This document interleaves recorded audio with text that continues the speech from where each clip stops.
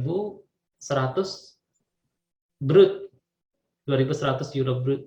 Berarti kalau di rupiahkan berapa tuh? Berapa juta? 2.000. Ya, 2.000. per bulan Sekarang ini euro hitungan per berapa? bulan, Hel, bukan per hari ya. Misalnya katakanlah euro itu 15.000 ya, Ya, 15.000 kalikan 2.000 berapa 18.000 gitu. sekarang, Hel. Sekarang kayak 18.000, Hel. Naik. 18. Ya, Itu kan waktu sebelum pandemi ya Mas ya. ya. Jadi waktu itu ya masih 15-16 euro ya, 16.000 rupiah per euro. Kalau nggak salah Ya sekitar 18 ya, kalau nggak itulah salah Mas. 18 ya. Jadi kalau kisaran gaji ya sekitar 30, 25, 30 lah. 25, Karena apa? Karena 30 juta ya. betul. Tetap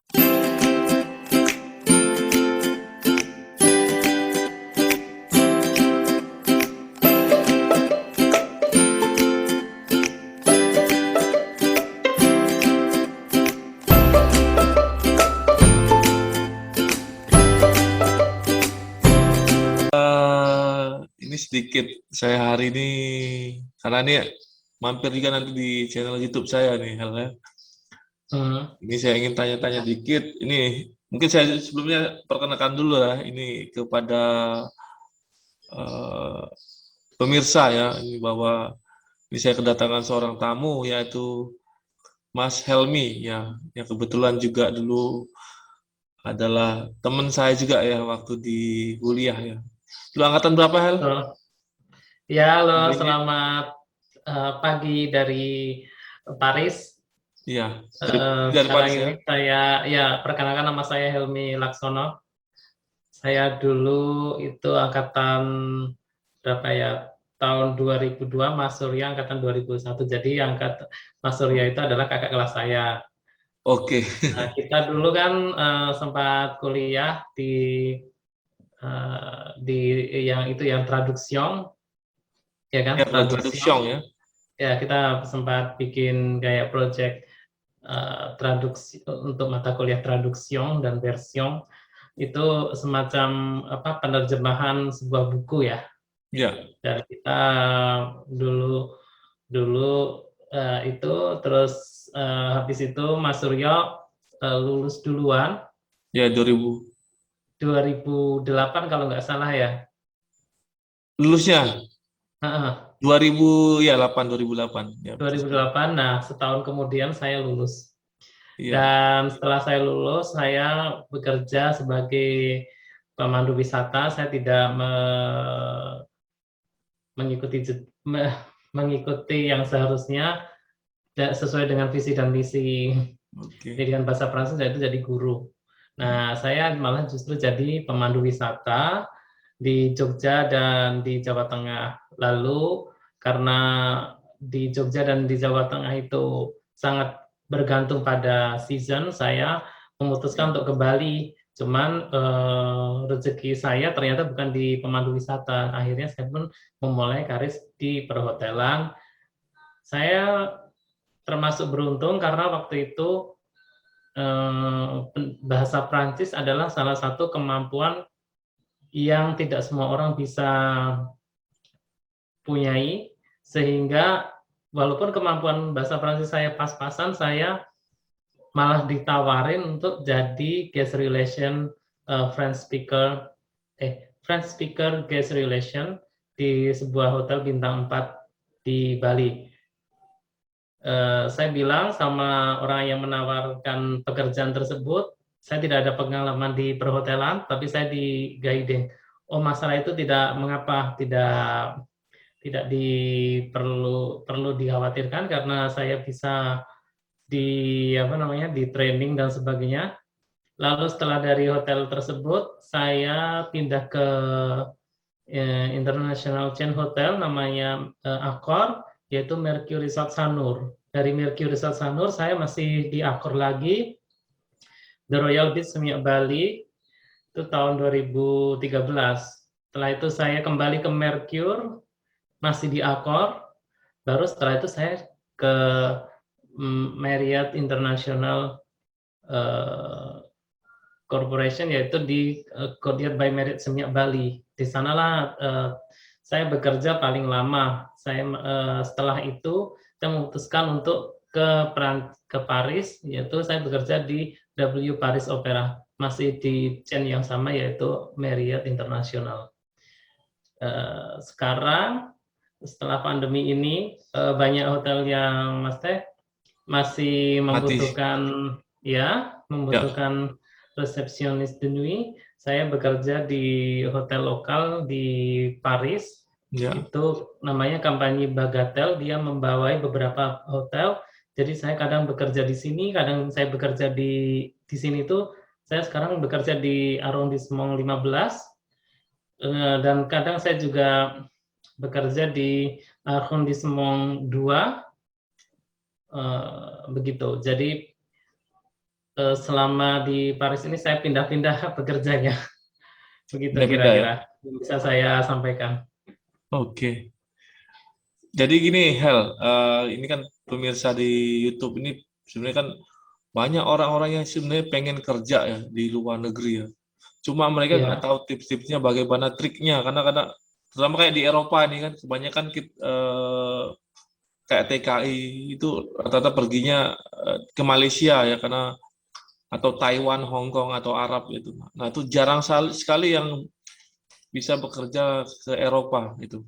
Mungkin bisa kasih tips-tipsnya bagaimana bisa bekerja di luar negeri, terutama di Eropa ya kan, khususnya seperti di Perancis atau di negara-negara lainnya seperti mungkin Jerman mungkin ya, itu aja. Mungkin ya betul. Baik, saya sedikit memberi gambaran ya, untuk visa untuk bisa bekerja di Paris ini, di Prancis, di Eropa. Saya tahunya yang di Prancis ya. Setahu ya, saya kita harus memiliki visa pekerja. Nah, visa kerja ini hanya diberikan kepada orang-orang yang sudah bekerja di sini dan biasanya mendapatkan sponsorship dari perusahaan atau dari hotel tersebut. oke, Saya punya teman itu, dia beruntung mendapatkan sponsor ya, dan dia bisa bekerja di sini. Yang oke. kedua, dengan jalur menikah dengan orang Prancis. Waduh, Itu ini jalur cepat ini. eh, bisa dibilang cepat, bisa dibilang enggak, karena orang Prancis juga keputusan untuk menikah itu adalah keputusan yang sulit. Mereka kadang-kadang mungkin pacaran tapi mereka nggak mau menikah gitu. Nah, Oke, kalau misalnya dinikahin itu biasanya memiliki kesempatan untuk mendapatkan visa, namanya visa ya, EPUS atau visa familial. Visa EPUS inilah yang akan digunakan untuk bekerja, dan itu tidak bisa langsung mendapatkan hak 100% bekerja, itu harus menunggu sampai 1 tahun dulu. oke, Nah, setelah itu, dan harus tinggal di Perancis ya. Kalau setelah ya, menikah terus tinggalnya di Indonesia, tidak akan mendapatkan hak untuk bekerja di sini. Terus oke, yang ketiga adalah yang saya lakukan, ini adalah saya belajar bahasa Perancis, kursus intensif di Paris. Saya intensif itu 20 jam per minggu. Saya memutuskan ke Prancis, memang waktu itu memang mau belajar bahasa Prancis. Tapi setelah saya lihat ternyata saya memiliki hak 60% bekerja, dan pada saat pandemi tahun lalu itu hak kerjanya meningkat jadi 80%. Kalau 60% dari hak kerja asli aja sudah 964. Nah, kalau 80% itu sudah 1.200-an jam kerja per tahun. Itu biasanya Kampus France memberi saran untuk melakukan pekerjaan sambilan itu tidak boleh lebih dari 20 jam kerja selama per minggu ya. oke, Tetapi saya melihat bahwa apa yang disampaikan sama Kampus France itu adalah sesuatu yang standar menurut saya. Jadi sebenarnya ketika kita sudah melihat ada hukum di Prancis ini, saya lihat itu nggak harus 20 jam per minggu, tetapi bisa diakumulasi gitu. hmm, Karena di undang-undangnya itu berbunyinya itu 20 jam per minggu atau di 964 jam per tahun. Artinya 964 jam ini bisa diambil untuk selama beberapa bulan, misalnya selama 8 bulan. Artinya kalau 8 bulan, berarti kita bisa bekerja lebih dari 20 jam per minggu, seperti itu. Jadi strateginya ya memang harus ke sini dulu, karena orang sini mereka tidak akan menunggu kalian untuk bekerja untuk mengurus visa. Mereka harus lihat kalian di sini dulu yang penting, terus habis itu baru melamar. Dan kalian punya visa kerja, jangan pakai visa visitor. Kalau visa visitor itu tidak bisa bekerja, tidak bisa digunakan untuk bekerja. Kalau misalnya kalian bekerja dengan visa visitor, itu artinya ilegal, dan Ilegal, itu ya. sangat berbahaya untuk company atau perusahaan yang mempekerjakan kalian, juga untuk kalian sendiri. Berarti gini juga, untuk menyiapkan visa itu jelas juga harus menyiapkan dana otomatis ya, persiapan dana. Betul sekali. Di samping itu Betul. skill ya, otomatis skill seperti bahasa Prancis itu paling penting. Ya, bahasa Prancis tentunya ya sebagai bahasa utama di negara itu ya. Di samping itu Saya bahasa Inggris juga sarankan mungkin ya. minimal B1 atau B1 ya. B2 kalau bagus ya. Ya. B1 sudah oke. Saya dulu ke sini B1 dengan B1 atau ya. B1 ya. Oke. Berarti juga sama, di samping itu juga tadi skill ya, lagi ya, skill ya.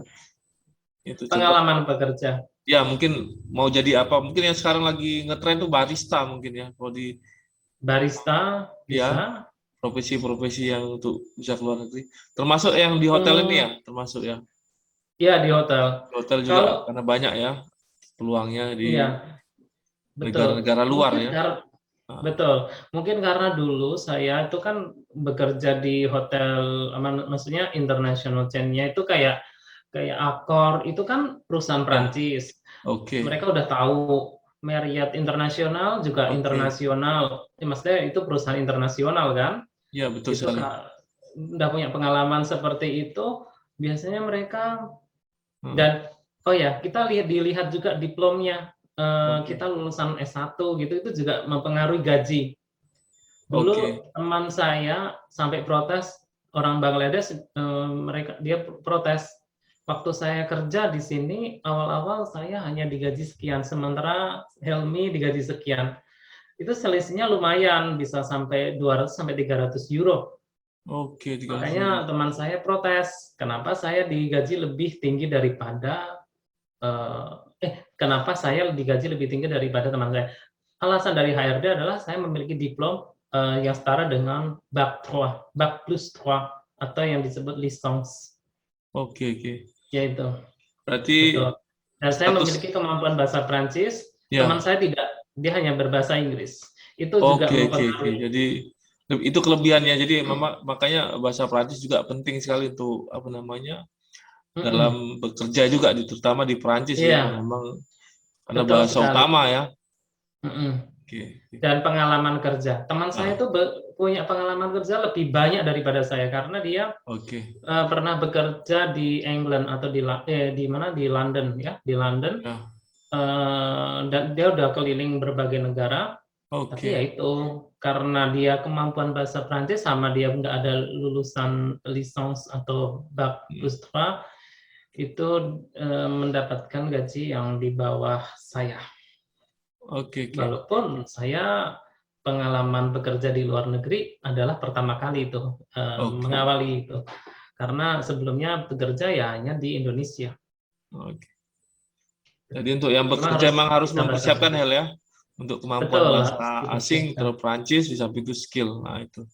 Betul. Untuk kisaran gaji tadi dibandingin ini kalau dihitung rupiah ya, karena pemirsa ini banyak yang nggak ngerti euro ya kan, karena di euro ya lumayan besar ya dibandingkan kayak di Malaysia mungkin ringgit ya, itu kalau di Prancis kan pakai euro. Nah mungkin kisaran UMR lah istilah gitu, kalau dibandingin berapa sekitar, kalau di Jawa aja mungkin sekitar SMIC itu, atau kita sebutnya SMIC ya, standar moyen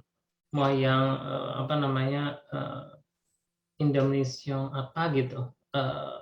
Untuk apa tuh saya lupa singkatan dari SMIC itu, cuman itu adalah standar gaji lah. Standar gaji dari pekerja itu, mau Anda itu bekerja di hotel berapa?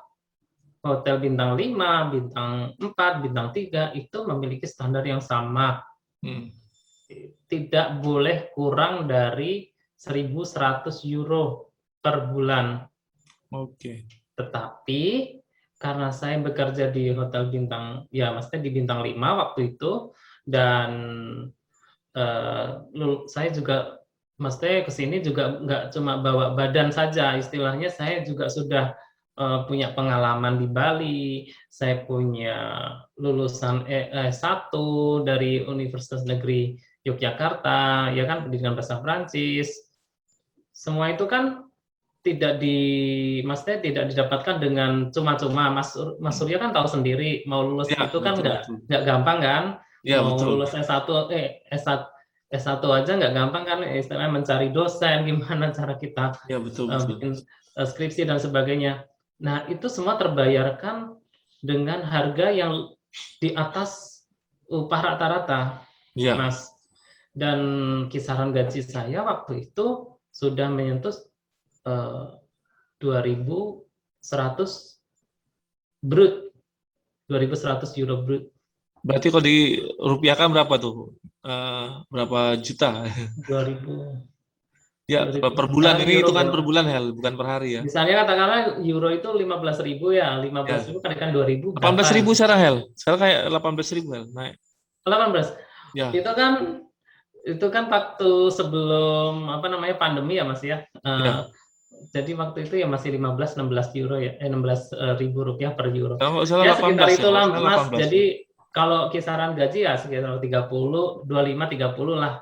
25, Karena apa? Karena 30 juta ya. betul. Tetapi dari 2.100 itu ada potongan pajak, Mas. Ada Ada potongan potongan pajaknya pajak, juga. asuransi kesehatan, terus kita juga ada asuransi kayak di Indonesia apa ya namanya, jam sostek ya.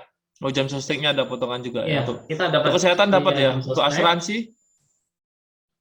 Iya, namanya kalau di sini jam sostek untuk asuransi somaj. Mas Kalau ya. somaj itu untuk pengangguran gitu istilahnya.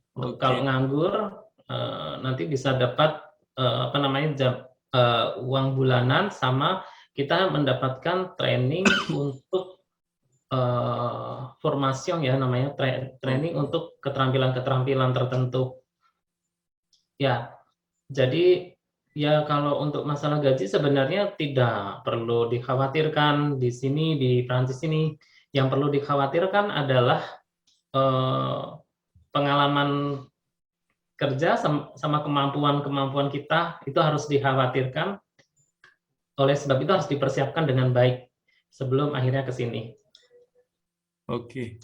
Tapi ada beberapa teman yang saya melihat bahwa mereka tidak memiliki pengalaman sama sekali, mereka juga bisa masuk di perhotelan. Tapi saya kurang tahu besaran gaji mereka berapa, karena menanyakan gaji di sini lumayan sensitif. Oh iya, agak privé Ya, ya, privé. benar. Ya. Kalau ya kan budayanya kan beda ya. Betul. Kalau saya sih kalau ditanya ya udah saya jawab apa adanya. Ya sebenarnya di waktu itu Indonesia pun juga sama, Hel. Menanyakan gaji sebenarnya sensitif ya. Cuma kadang iya. orang Indonesia Tapi kan agak untuk terbuka dikit informasi ya. dan kalau ini saya melihatnya bukan untuk pamer ya, untuk memotivasi pemirsa YouTube-nya Mas Suryo ini agar bersemangat dalam belajar bahasa Prancis, bersemangat membekali diri dengan pengalaman bekerja. Oke, jadi itulah tips-tipsnya, Hel ya, untuk bagaimana bisa bekerja ke luar negeri. Untuk mungkin pemirsa semua di YouTube ya, ini biar tahu ya. Berdasarkan Saya pengalaman juga kemarin saya. lihat juga di gambaran di negara-negara lain seperti Brunei, ya kan, ada di mana mungkin kebanyakan kemarin ada banyak di Hong Kong ya, atau Taiwan, Korea termasuk ya, Jepang ya. Ada teman saya juga Jepang juga bekerja di Jepang kemarin loh, lumayan juga ya untuk masalah gaji. Ya mungkin yang ini kendala-kendalanya, Hel, biasanya Hel di luar negeri ini biasanya kan mesti ada homesick-nya juga ya, berarti. Homesick ya, ada Kebetulan shock saya udah culture dari mesti ada ya untuk kawan-kawan karena Betul. di Eropa kan dingin ya. Iya, betul. Dan Cuaca makanannya ya. ya. Iya, betul makanannya. Betul. Ya, sebenarnya kendala-kendala itu bisa diatasi ya, Mas ya. Saya tuh udah dari SMP tuh udah, maksudnya saya SMP itu dulu tinggal di tempat paman dan bibi saya, terus SMA baru saya pindah ke rumah lagi. Ya. Terus saya udah dari 2010 saya tuh udah nggak tinggal di rumah Oh, biasanya udah orang tua mandiri ya saya, berarti ya. gitu. Udah di Udah Bali biasa saya. mandiri ya. Berarti kuncinya juga mandiri juga ya. Betul, harus mandiri, harus Ya itu penting ya dilatih, biar jangan mbok-mboken. Maksudnya emang sih keluarga itu adalah tempat yang paling hangat. Saya iya mengakui betul. itu. Tapi kita nggak bisa selamanya ada di rumah. Kita Betul, harus betul, betul. harus berani keluar dari kehangatan dengan kenyamanan itu untuk mencari apa sih sebenarnya tujuan hidup kita itu loh. Betul, betul. Dan itu akan terus dan nggak mungkin kita terus-terusan sama orang tua di rumah terus ya mungkin ada beberapa alasan yang menyebabkan seseorang harus di rumah. Cuman buat saya karena saya apa namanya saya merasa bahwa saya harus keluar dari Nah, daerah nyaman ya. zona nyaman itu dan Ya. saya harus mencoba hal baru. Buat saya itu sangat Oke. penting. Itu yaitu kemauan untuk mencoba hal yang baru. Yang kedua masalah cuaca dan sebagainya. Kita itu manusia itu sekarang jangankan manusia, hewan aja diberikan kemampuan untuk beradaptasi, apalagi manusia yang Oke. punya akal pikiran. Ya kalau dingin beli baju hangat, kalau nggak punya uang ya udahlah ada namanya aplikasi-aplikasi di sini untuk belanja online dengan harga yang sangat murah itu Iya, ada. minim ya. Ya, dan promo-promo di sini juga banyak. Setiap Oke. masalah pasti ada solusi. Terus untuk makanan saya nggak biasa makan kebab, saya nggak biasa makan roti, saya biasanya makan nasi.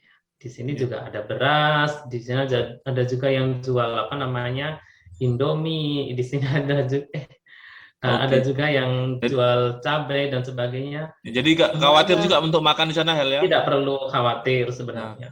bisa Kalau ke KBRI kita juga katanya ya, di KBRI ya, ada ya. KBRI ya ada di koperasi, terus pilihan lain ya di Oke.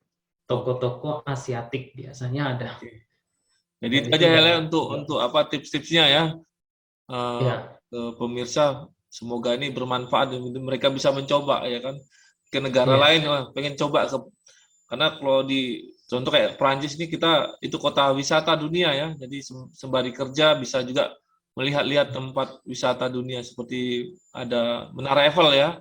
Ini kalau saya salah lihat, satunya. ya salah satunya itu jadi keuntungannya. Jadi Ya. saya terima kasih kali itu Mas Helmi ya udah mau ikut wawancara saya. Ini berbagi-bagi kita untuk manfaat untuk orang lain.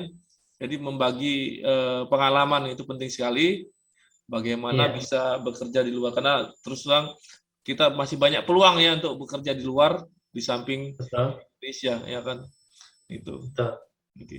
Itu aja mungkin ada pesan-pesan dikit dari Helmi untuk ke para pencari kerja ya. Untuk pencari kerja sekarang ini kan sedang ada krisis namanya krisis sanitasi di dunia manapun, di belahan dunia manapun sekarang lagi ada krisis akibat pandemi. Oke.